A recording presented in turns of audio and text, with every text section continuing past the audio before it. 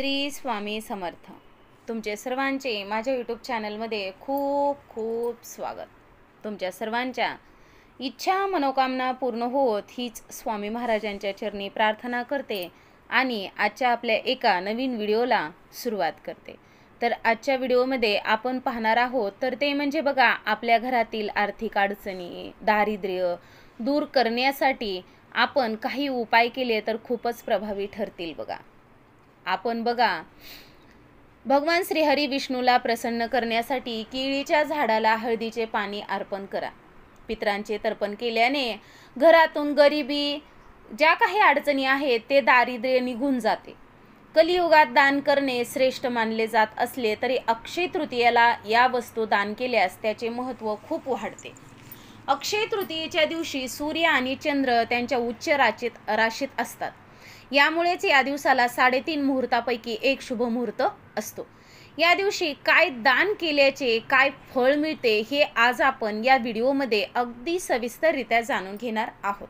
तर तुम्ही हा व्हिडिओ शेवटपर्यंत नक्कीच पहा.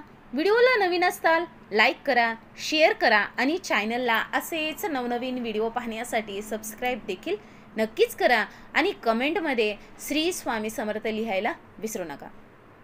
शुक्राच्या शांतीसाठी विवाहित महिलांना कपडे आणि शृंगाराच्या वस्तू देऊन त्यांचा सन्मान करा. वस्तू म्हणजे बघा, काकडी, खरबूज, दूध, दही, साखर दान करा. शनी राहूसाठी एक नारळ लाल कपड्यात गुंडाळून दक्षिणमुखी हनुमान मंदिरात 7 बदामासह अर्पण करा. पैशांचे प्रश्न मार्गी लागतील. आर्थिक परिस्थिती बदलायला सुरुवात होईल. बघा, आता गुरुला प्रसन्न करण्यासाठी केळीच्या झाडाला हळद मिसळलेले पाणी अर्पण करा आणि तुपाचा दिवा लावा. लक्ष्मी माता प्रसन्न होईल आणि भगवान विष्णू सोबतच माता लक्ष्मीचा घरात वास देखील होईल. त्यानंतर बघा, केतू अशुभ असेल तर 7 धान्य, भांडी, छत्री, लसूण आणि मीठ दान करावे. याशिवाय संबंधित अशुभ ग्रहांच्या मंत्राचा जप करावा. त्यानंतर बघा, या महिन्यात दररोज विष्णू सहस्रनामाचे पठण करावे. असे केल्याने जीवनात सुख, शांती, ऐश्वर्य आणि आनंद प्राप्त होतो. आपण आता बघा, या महिन्यामध्ये जलदान करण्याचे एक विशेषच महत्त्व आहे. बघा, या महिन्यात आपल्या पूर्वजांच्या नावाने खांब बसवलेले असतील आणि ये जा करणाऱ्यासह पशुपक्ष्यांना पाण्याची व्यवस्था केली असेल तर ते खूप शुभ मानले जाते.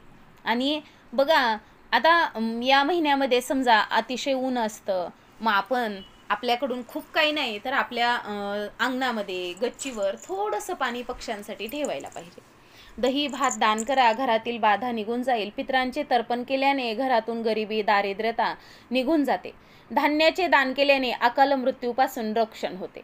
विद्यार्थ्यांनी दूध, ताक, दही दान करावे. विद्यार्जन करिअरमध्ये यश मिळते. आता धान्य दान करण्याला महत्त्व आहे तर आपण पक्ष्यांसाठी थोडेसे धान्य देखील ठेवू शकतो. अक्षय तृतीयेला वस्त्र म्हणजेच कपड्यांचे दान घरातील आजारपण दूर करते. गोरगरिबांना या दिवशी वस्त्र दान करावेत. अक्षय तृतीयेला कुंकू दान केल्याने पतीला दीर्घायुष्य मिळते. मान सन्मान प्रतिष्ठा वाढते. विड्याची पाने म्हणजेच बघा, आता काही ठिकाणी विड्याची पानं म्हणतात, काही ठिकाणी खाईची पानं म्हणतात, काही ठिकाणी नागलीची पानं म्हणतात. मग जर हे पानं दान केल्याने आपल्याला राजकीय क्षेत्रात एक यश मिळते. गादी किंवा चटई दान केल्याने सुख प्राप्त होते. चप्पल दान केल्याने पापमुक्ती होते.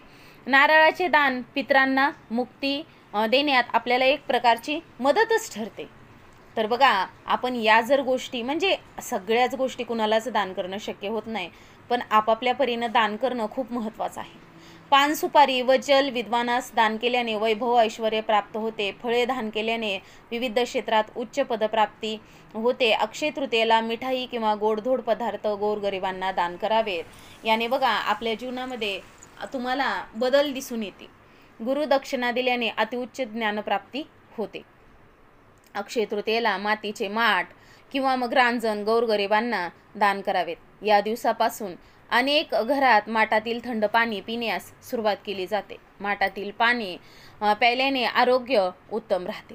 तर बघा, अशा प्रकारे आपण आजच्या व्हिडिओमध्ये जाणून घेतलेलं आहे की अक्षय तृतीयेला आपण जर समजा या वस्तूपैकी एखादी जरी वस्तू दान केली तर आपल्या जीवनामध्ये नक्कीच सुख, समाधान, समृद्धी, वैभव प्राप्त होईल.